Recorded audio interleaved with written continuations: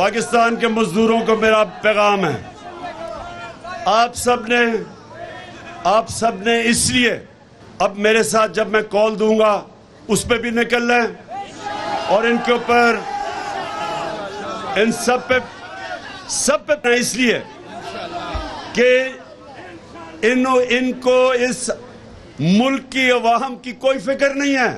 इनको फिक्र वो है जो अमेरिका हुक्म करता है। अमेरिका जो कहेगा ये करेंगे। लिहाजा मैं सारे अपने मजदूरों को आज पैगाम दे रहा हूं कि आप सब ने तैयारी करनी है। जब तक पुरअमन एहतजाज करना एक जमहूरियत के अंदर हम सब का हक है और कोई हुकूमत को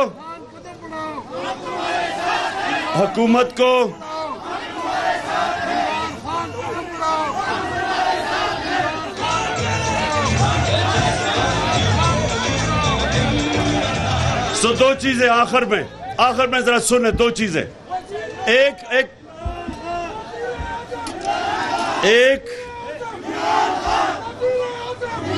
कि आपने अपने हकूक के लिए आपने सब ने पुरअमन एहतजाज की मेरे साथ तैयारी करनी है।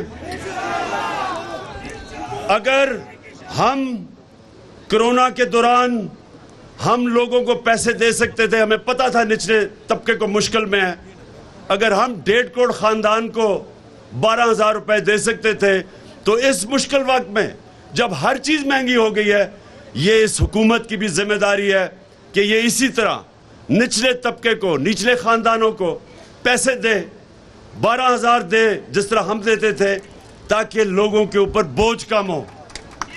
और दूसरी चीज मेरी आखिरी चीज सुन लो, अब आखिरी बात सुनो। देखे, ये जो हमारे ऊपर चोरों के टोले को हमारे ऊपर मुसल्लत किया है अमेरिका ने, और यहां से जो साजिश हुई है, ये अब समझ जाए कि ये रह गए तो सबसे पहले तो जमहूरियत खत्म, क्योंकि अगर पार्लियामेंट के अंदर ऑपोजिशन लीडर राजा रियाज होगा तो इसका मतलब पार्लियामेंट खत्म है। जो लोटा अगर वो ऑपोजिशन लीडर है जो नून लीग पे टिकट पे लड़ेगा, इसका मतलब जमहूरियत खत्म। फिर FIA खत्म, क्योंकि FIA के ऊपर शहबाज शरीफ खुद आके बैठ गया। जिस तरह मैंने कहा कि बिल्ले को बैठा दिया दूध की हिफाजत करने के लिए, इसने आते साथ ही अपने सारे केसेस खत्म किए। 16 अरब रुपए के केसेस है इसके ऊपर, जिसमें इन्होंने इनके होते हुए डॉक्टर रिजवान जो इन्वेस्टिगेट कर रहा था, पहले वो मरा हार्ट अटैक से।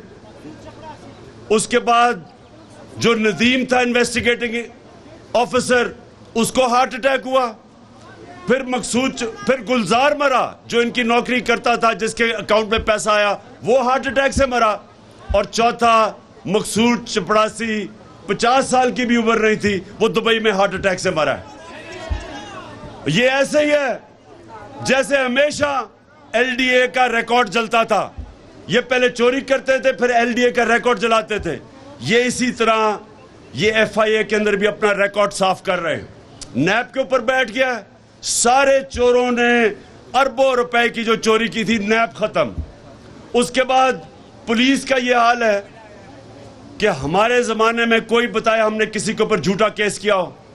जब से इन्होंने संभाला है, पुलिस को इस्तेमाल कर रहे हैं लोगों के ऊपर झूठे केसेस, झूठी FIRs। मेरे ऊपर कोई 8 FIR हैं, सारे हमारे लोगों के ऊपर उन्होंने केसेस किए हैं। हमारे दौर में कब हमने कभी इन्होंने लॉन्ग मार्च की? मैंने तो जब ये बिलावल ने कम पे टांगने वाली मार्च की, और उससे पहले फजलुर रहमान ने 2 दफा लॉन्ग मार्च की। मैंने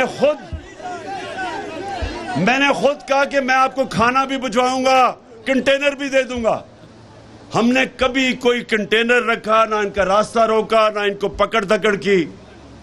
इन्होंने सहाफियों के ऊपर जो कर रहे हैं, आज जो सहाफत की आज़ादी है वो खतरे में है। FIRs काटी जा रही हैं। वो सहाफी जो सच बोलते हैं उनको भगाया हुआ है, उनकी नौकरियां खत्म की जा रही हैं। हमारे ज़माने में हम फेक न्यूज़ की बात करते थे, यहां ये मुंह बंद कर रहे हैं सहाफत का। फिर मीडिया हाउसेस को पैगाम जा रहे हैं कि तहरीक इंसाफ की कवरेज ना करो, और फिर जो ब्यूरोक्रेसी है उसमें करप्ट लोगों को ऊपर लेके आ रहे हैं। तो ये जब से इक़्तिदार में आए हैं, ये सारे पाकिस्तान का निज़ाम तबाह कर रहे हैं, इंसाफ का निज़ाम तबाह कर रहे हैं।